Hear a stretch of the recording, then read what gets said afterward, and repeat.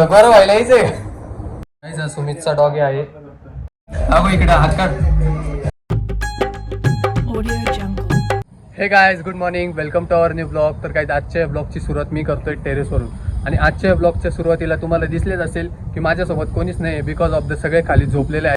मला असं वाटतं की आजच्या ब्लॉगमध्ये माझे हेअर आणि बियर्ड खूप वाढलेले आहे.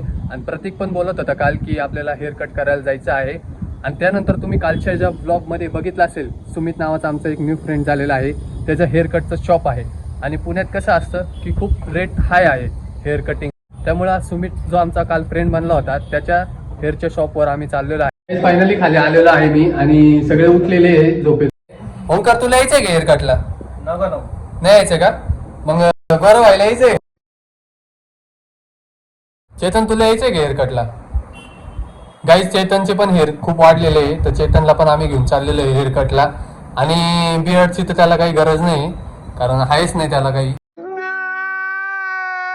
तू येणार का हेअर कट करायला? नाही रे, मला गरज नाही, मी करून येईल हेअर कट. बघितलं का यांनी रूमची काय अवस्था करून ठेवली. फायनली ठरलेलं आहे की चेतन, मी आणि प्रतीक चाललेलो आहे हेअर कटला. आणि प्रतीक पण खाली गाडी घेऊन थांबलेला आहे.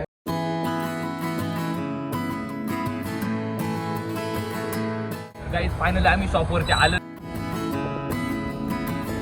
सुमितचा डॉग आहे, त्याचं नाव जेरी आहे. माझ्या आधी वरती होती, परत कट चेंज केला नाही का, मग स्ट्रेट केले. आता परत हेअर वरती करायचंय का?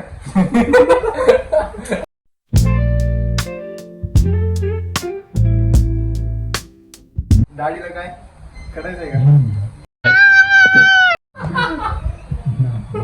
कधी मोठं झाल्यावर? अजून किती मोठं व्हायचं बाकी आहे तुला?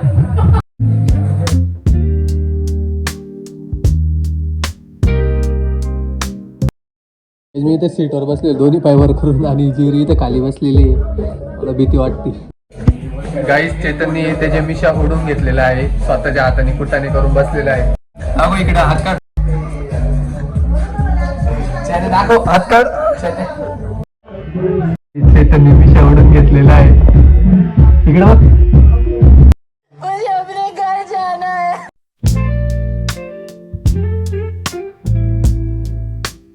तर guys, finally hair cut complete झाले.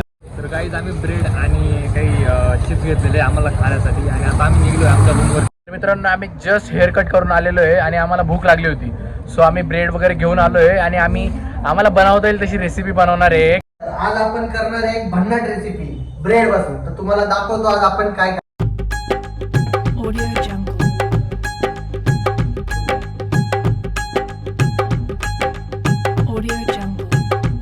तर गाईज, मी आणि चेतन नॉनव्हेज खात नाही, त्यामुळे आम्ही बाहेरून वेगळं आणलं होतं. आणि त्यासोबत आम्ही अंडे आणले होते आणि ब्रेड आणलं होतं. सो आम्ही ऑमलेट बनवलेलं होतं आणि त्याच्यासोबत आम्ही अंडा राईस बनवलं होतं. पण अंडा राईस एवढा प्रॉपरली बनला नाही आमच्या ज्याने. सो पण आमचं पोट भरलेलं आहे. तर गाईज, हा ब्लॉग तुम्हाला आवडला असेल तर नक्कीच लाईक करा, शेअर करा, सबस्क्राईब करा. आणि आपण पुढच्या ब्लॉग कमेंट करून नक्कीच सांगा की ओंकार नाकील दिसतोय का नाही. बाय.